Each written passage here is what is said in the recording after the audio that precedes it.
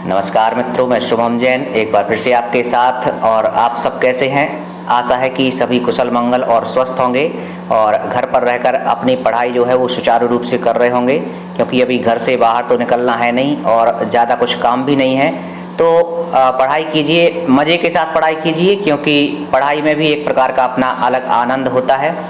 बाल विकास शिक्षा शास्त्र के अंतर्गत आज हमारा जो टॉपिक है वो है ऑपरेशन ब्लैक बोर्ड। अब जो इसका जो टॉपिक का जो नाम है, इस पर हमें नहीं जाना है कि ऑपरेशन ब्लैक बोर्ड है, यानी कि यहाँ पर केवल हम ब्लैक बोर्ड या फिर जिसको हम हिंदी में श्याम पट्ट बोलते हैं उसी की चर्चा करेंगे। और इसका मतलब ये भी नहीं है कि जो विद्यालय हैं उसमें श्याम पट्ट की जो व्यवस्था होती है क्लासरूम्स में, उसको बनाने के लिए ये योजना चलाई गई है। ये एक विस्तृत योजना है जिसका हमें डिटेल से यहाँ पर डिस्कशन करना है, समझना है और लास्ट में इससे संबंधित क्वेश्चंस को हमें समझना है और सॉल्व करना है। तो चलिए स्टार्ट करते हैं। जो योजना है उसका नाम है ऑपरेशन ब्लैक बोर्ड।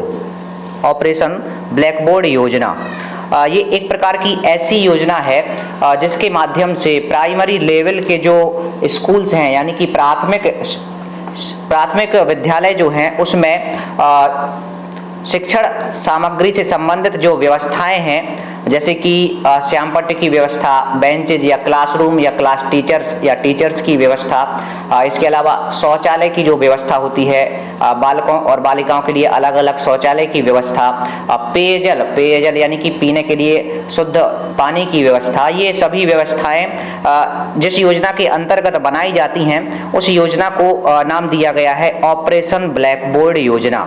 इस योजना का प्रारंभ राष्ट्रीय शिक्षा नीति 1986 के आधार पर वर्ष 1987 में किया गया था। तो आपको ये ध्यान रखना है कि ऑपरेशन ब्लैक बोर्ड योजना का क्रियान्वयन कब से प्रारंभ हुआ था? 1987 से प्रारंभ हुआ था। और ये योजना किसके लिए है? तो प्राइमरी लेवल के जो स्कूल्स हैं उनके लिए है। और क्या उद्देश्य है इस योजना का? तो इसका जो उद्देश्य है वो यही है कि शिक्षण सामग्री है या खेल सामग्री है या फिर विद्यालय से संबंधित जो भी व्यवस्थाएं होती हैं, पेयजल और शौचालय की व्यवस्था, इन सभी को बनाना इस योजना का प्रमुख उद्देश्य है। तो यहाँ पर जो मेंशन किया गया है इंफॉर्मेशन वो हम यहाँ पर डिस्कस कर लेते हैं।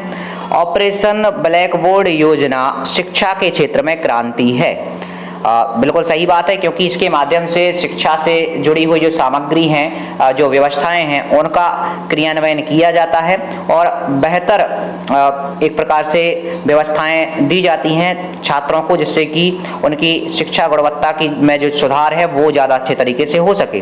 तो ऑपरेशन ब्लैक बोर्ड योजना किस प्रकार की योजना है? ये एक शिक्षा के क्षेत्र में क्रांति है। यह योजना केंद्र सरकार द्वारा वर्ष 1987 में प्रारंभ की गई थी, जो कि हमने पहले भी डिस्कस कर लिया है कि 1986 की जो राष्ट्रीय शिक्षा नीति थी उसके आधार पर इसका गठन किया गया था, इस योजना का।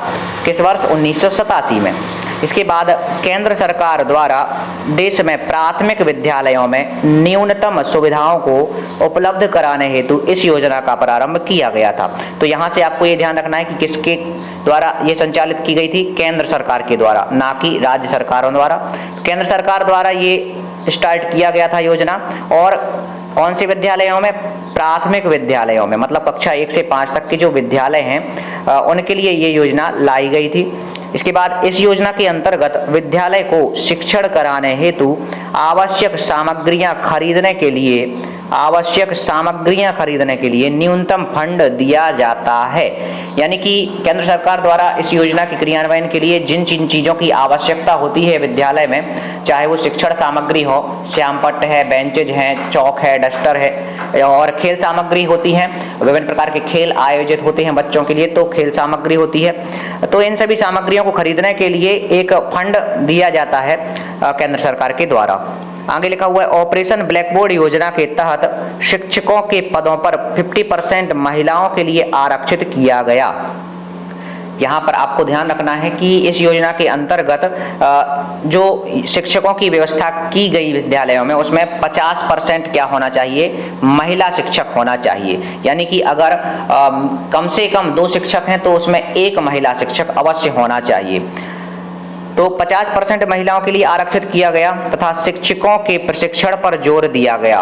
प्रशिक्षण बहुत आवश्यक होता है क्योंकि टीचर्स को पढ़ाना होता है छात्रों को, और ऐसा पढ़ाना होता है कि छात्र उसको जल्दी ग्रहण कर पाएं, रुचिपूर्ण तरीके से सीख पाएं।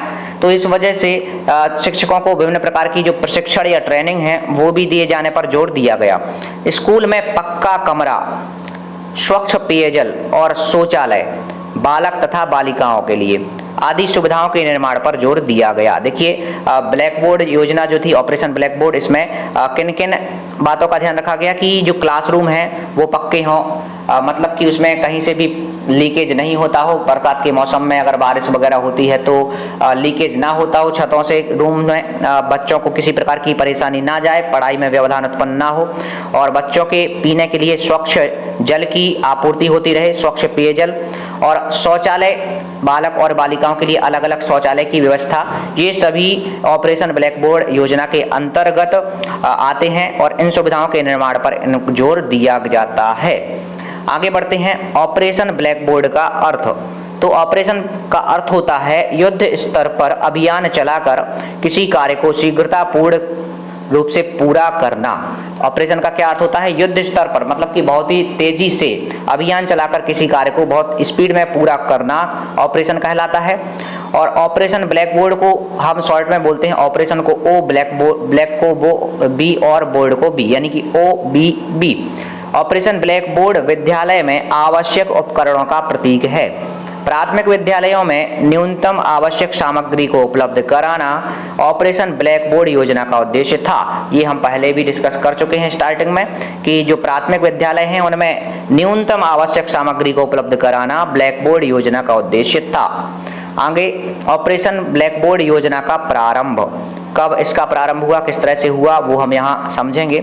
राष्ट्रीय शिक्षा नीति 1986 में प्राथमिक शिक्षा को आवश्यक मानते हुए विद्यालयों में बच्चों के ह्रास और अवरोध की समस्या को कम करने के उद्देश्य से शैक्षिक वातावरण का पर्याप्त समुन्नत बनाने और शिक्षा में गुणात्मक सुधार लाने पर बल दिया गया।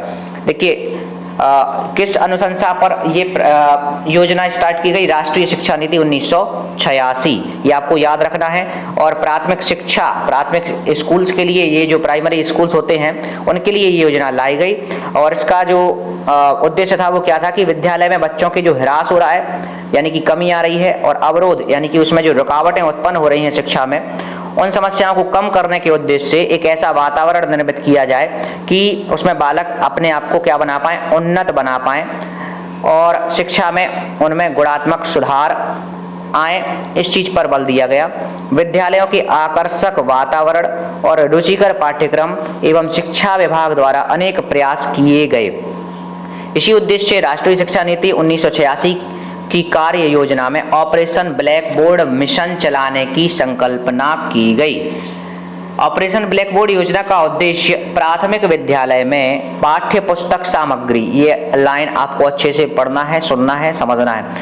प्राथमिक विद्यालय में, कैसे विद्यालय में? प्राथमिक विद्यालय में पाठ्य पुस्तक सामग्री मतलब कि पाठ्य पुस्तकें तथा शिक्षक उपकरण, शिक्षा उपकरण के अंतर्गत आपका ब्लैक बोर्ड आता है जिससे शिक्षक पढ़ाता है, जिसको हम श्यामपट्ट भी बोल सकते हैं। इसके अलावा चौक के माध्यम से पढ़ाता है, और डस्टर जिसके माध्यम से शिक्षक पढ़ाने का कार्य करता है, श्यामपट्ट, चौक और डस्टर। इसके अलावा और भी टेबल, कुर्सी इत्यादि सभी ये शिक्षक से संबंधित जो उपकरण हैं वो इसके अंतर्गत आ जाते हैं।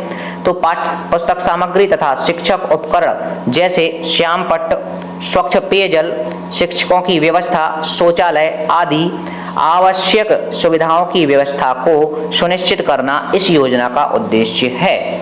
तो आप समझ चुके होंगे कि ऑपरेशन ब्लैक बोर्ड योजना क्या है और इसका उद्देश्य क्या है, ये कब प्रारंभ की गई, किसकी अनुशंसा पर प्रारंभ की गई। तो आपको ये सभी चीजें याद रखना है। इसके बाद ऑपरेशन ब्लैक बोर्ड के अंतर्गत आवश्यक शिक्षण सामग्रियां, मतलब इस योजना के अंतर्गत किन किन शिक्षण सामग्रियों की व्यवस्था बनाए जाने पर जोर दिया गया। तो पहली चीज है शिक्षक उपकरण। शिक्षक उपकरण हम बात कर चुके हैं, शिक्षक से संबंधित, शिक्षक जब पढ़ाता है तो उससे संबंधित जो उपकरणों का प्रयोग किया जाता है उन उपकरणों को शिक्षक उपकरण बोला जाता है। इसके बाद कक्षा शिक्षण सामग्री, तो कक्षा शिक्षण सामग्री में कक्षा के अंतर्गत शिक्षण में प्रयोग में लाई जाने वाली सभी प्रकार की सामग्री इंक्लूड हो जाती हैं। इसके बाद खेल सामग्री एवं खिलौने, तो अतिरिक्त समय में विभिन्न प्रकार के खेल आयोजित किए जाते हैं विद्यालय में, उससे संबंधित जो सामग्री है वो भी इस योजना के अंतर्गत आती है। इसके अलावा विज्ञान और गणित की किट, विज्ञान और गणित विषय से संबंधित जो टूल्स और इंस्ट्रूमेंट्स होते हैं वो भी इस योजना में शामिल हैं। 2-in-1 audio device, 2-in-1 audio device मतलब कि ऑडियो डिवाइसेज के माध्यम से शिक्षा प्रदान करने के लिए जिन उपकरणों का हम प्रयोग करते हैं वो यहाँ पर शामिल किए गए हैं।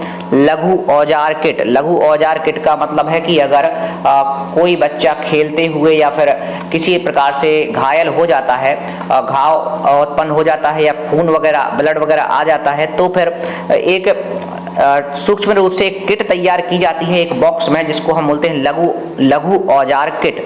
या फिर इसके अलावा वृक्षारोपण वगैरह होता है तो छोटे छोटे जो वृक्ष जो पौधे होते हैं उनका वृक्षारोपण करने के लिए विभिन्न प्रकार के छोटे छोटे औजारों की आवश्यकता होती है, मिट्टी को खोदने के लिए, पौधा लगाने के लिए, तो ये लघु औजार किट के अंतर्गत आ जाते हैं। और एक प्राथमिक चिकित्सा किट होता है जिसके माध्यम से अगर कोई छात्र घायल हो जाता है तो उस घायल छात्र का उपचार किया जा सके शीघ्र। उसमें विभिन्न प्रकार की जो दवाइयां हैं या फिर ट्यूब हैं वो रखे जाते हैं, उसको बोला जाता है लघु चिकित्सा किट। और छोटे छोटे औजार जैसे कि कैंची हुआ या चाकू हुआ या फिर और भी छोटे छोटे औजार होते हैं जिनकी आवश्यकता पड़ जाती है, वो रखे जाते हैं लघु औजार किट के रूप में। इसके अलावा पुस्तकालय हेतु पुस्तकें, विभिन्न प्रकार के जो पुस्तकें होती हैं तो पुस्तकालय के माध्यम से उन पुस्तकों की व्यवस्था इसके अंतर्गत आती है। और श्यामपट्ट फर्नीचर, विद्यालय की घंटी, चौक डस्टर, कूड़ेदान, वाद्य यंत्र जैसे कि ढोलक, तबला, जिनका यूज प्रेयर के समय किया जाता है, संगीतमय प्रार्थना की जाती है तो उसके लिए वाद्य यंत्र। शिक्षक के पास आकस्मिक धन और पेयजल तथा टॉयलेट, बालक तथा बालिकाओं हेतु अलग अलग, इतनी चीजों को ऑपरेशन ब्लैक बोर्ड के अंतर्गत रखा जाता है। ऑपरेशन ब्लैक बोर्ड में दी गई सुविधाएं, क्या क्या सुविधाएं प्रदान की जाती हैं वो हम यहाँ समझ लेते हैं। 2 बड़े पक्के कमरे जिनके सामने बरामदा हो, कितने, कम से कम 2 कमरे तो होना ही चाहिए। और कम से कम 2 अध्यापकों की नियुक्ति जिनमें से 1 महिला हो। देखिए ये अच्छे से याद रखना है आपको, ऑपरेशन ब्लैक बोर्ड योजना में हर प्राइमरी स्कूल में कम से कम मिनिमम 2 टीचर्स होने ही चाहिए। कितने, 2, और उन 2 में 50% महिला यानी कि 1 महिला भी होना चाहिए। इसके बाद कक्षा कक्ष को आकर्षित बनाना, इस प्रकार से कक्षा कक्ष का वातावरण निर्मित किया जाए कि वो इफेक्टिव रहे और छात्र उसमें रुचि लें, पढ़ाई करने में रुचि लें कक्ष के अंतर्गत। बाल केंद्रित तथा कार्यकलाप मतलब कि क्रियाकलाप, एक्टिविटीज आधारित शिक्षण अधिगम के माध्यम से शिक्षा की गुणवत्ता के प्रोत्साहन पर बल दिया गया। मतलब कि जो शिक्षा है उसको बालक पर केंद्रित बनाया जाए, ना कि शिक्षक पर केंद्रित हो। बालक की रुचि के अनुसार शिक्षा प्रदान की जाए, इस बात पर जोर दिया गया।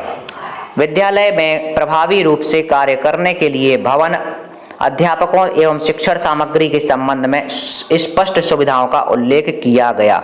तो प्रभावी रूप से अगर पढ़ाई कराना है, कार्य कराना है तो भवन और जो अध्यापक हैं उससे संबंधित शिक्षण सामग्री है, उससे संबंधित जो इस सुविधाएं हैं उसका उल्लेख इस योजना के अंतर्गत किया गया है।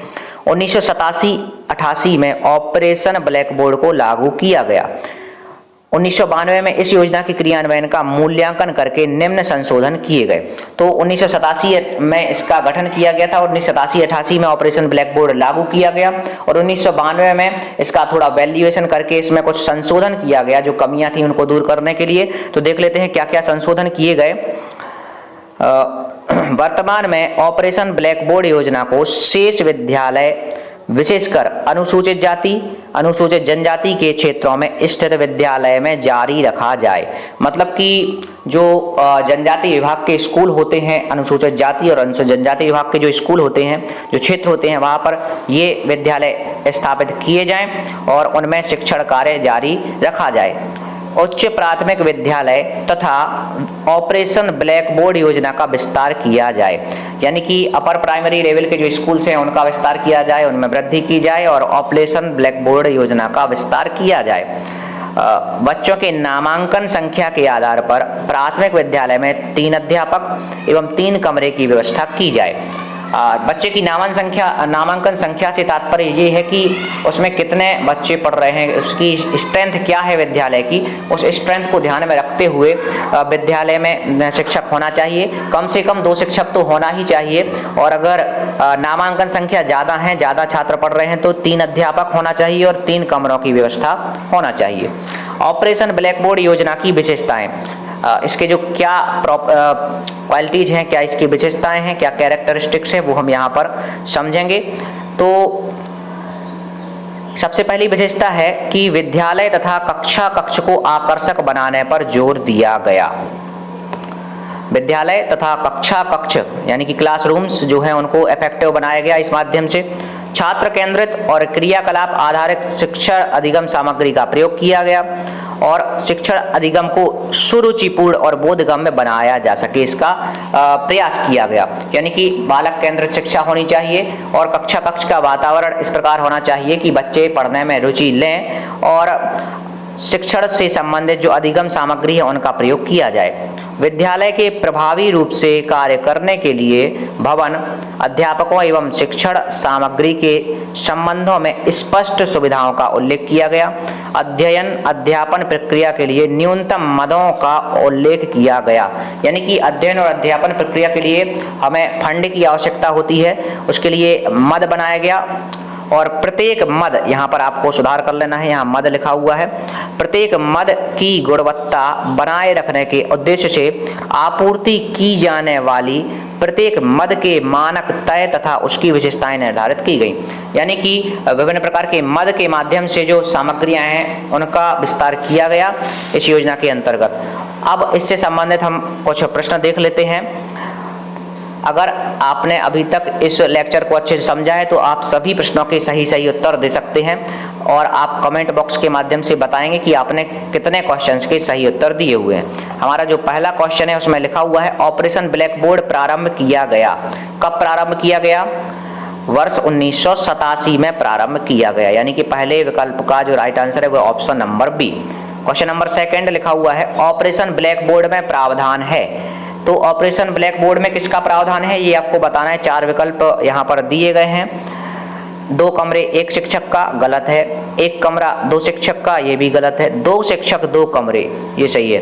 2 शिक्षक 5 कमरे, तो ये भी गलत है। कम से कम 2 शिक्षक होना चाहिए और कम से कम 2 क्लासरूम्स होना चाहिए। ऑप्शन नंबर सी इस क्वेश्चन का हमारा राइट आंसर है। क्वेश्चन नंबर 3 लिखा हुआ है ऑपरेशन ब्लैक बोर्ड कार्यक्रम का उद्देश्य प्राथमिक शिक्षा का निम्नांकित पक्ष सबल करना है। मतलब कि ऑपरेशन ब्लैक बोर्ड कार्यक्रम में किस चीज पर जोर दिया गया वो आपको बताना है। पहला विकल्प है गुणवत्ता, दूसरा विकल्प है परिमाण यानी कि क्वांटिटी, तीसरा विकल्प है शिक्षण सामग्री टीचिंग एड्स और उपर्युक्त सभी। तो देखिए किस चीज पर बल दिया गया, किस चीज पर बल दिया गया? गुणवत्ता पर भी बल दिया गया, विद्यालय की गुणवत्ता में सुधार किया जाए। उसके परिमाण पर भी बल दिया गया और शिक्षण सामग्री जो है उन पर भी बल दिया गया, पर्याप्त शिक्षण सामग्री उपलब्ध कराई जा सके। यानी कि तीनों चीजों पर बल दिया गया। तो ऑप्शन नंबर डी हमारा इस क्वेश्चन का राइट आंसर होगा। अगला क्वेश्चन है क्वेश्चन नंबर 4 लिखा हुआ है ऑपरेशन ब्लैक बोर्ड संबंधित है, किस चीज से संबंधित है? प्राथमिक विद्यालय में न्यूनतम सुविधाओं से, सही है। प्राथमिक विद्यालय के लिए ही ऑपरेशन ब्लैक बोर्ड चालू किया गया और किस उद्देश्य से? उनमें बुनियादी सुविधाएं जो न्यूनतम सुविधाएं हैं वो प्राप्त हों, इसके लिए प्रारंभ किया गया। इसके बाद लिखा है साक्षरता अभियान से, तो ये गलत है। अनिवार्य और निःशुल्क शिक्षा से, तो ये भी गलत है। और प्रौढ़ शिक्षा से, तो ये भी गलत है। यानी कि क्वेश्चन नंबर 4 का जो राइट आंसर है वो ऑप्शन नंबर ए। अगला क्वेश्चन देखते हैं क्वेश्चन नंबर 5 लिखा हुआ है ऑपरेशन ब्लैक बोर्ड नामक कार्यक्रम किसके लिए है? तो किसके लिए है? मिडिल स्कूल के लिए है क्या? नहीं। सेकेंडरी स्कूल के लिए? तो ये भी गलत है। सभी स्कूलों के लिए? तो ये भी गलत है। ऑपरेशन ब्लैक बोर्ड नामक कार्यक्रम जो है वो प्राइमरी स्कूल्स के लिए है। तो इस क्वेश्चन का हमारा राइट आंसर है option number A. Last question जो हमारा है आज का, क्वेश्चन नंबर 6, उसमें लिखा हुआ है ऑपरेशन ब्लैक बोर्ड कार्यक्रम का उद्देश्य है। क्या उद्देश्य है? प्राथमिक विद्यालयों में शिक्षा के लिए बुनियादी सुविधाएं जुटाना, बिल्कुल यही उद्देश्य है। फिर भी हम आगे के विकल्प देख लेते हैं। एक शिक्षक वाले विद्यालय में एक और शिक्षक की व्यवस्था करना, ये भी उद्देश्य है। कम से कम 2 शिक्षक होना चाहिए, तो अगर एक शिक्षक है तो कम से कम एक और शिक्षक की व्यवस्था करना इस योजना का उद्देश्य है, तो ये भी ठीक है। इसके बाद लिखा है सभी स्तर पर गणित व विज्ञान की पढ़ाई का स्तर ऊंचा उठाना, तो ये भी एक उद्देश्य जुड़ा हुआ है इससे, क्योंकि यहाँ पर गणित और विज्ञान से संबंधित जो उपकरण हैं, टूल्स हैं, इंस्ट्रूमेंट हैं, उनको शामिल किया गया है इस योजना के अंतर्गत। तो उसको शामिल करने का मतलब यही है कि गणित और विज्ञान की पढ़ाई का स्तर क्या किया जाए, ऊंचा उठाया जाए, तो ये भी सही है। यानी कि ये तीनों उद्देश्य इसके अंतर्गत शामिल है। तो ऑप्शन नंबर डी हमारा इस क्वेश्चन का राइट आंसर हो जाएगा। इस तरह से हमारा ये टॉपिक यहीं पर समाप्त होता है। नए टॉपिक के लिए हम मिलेंगे एक नए वीडियो में। नमस्कार।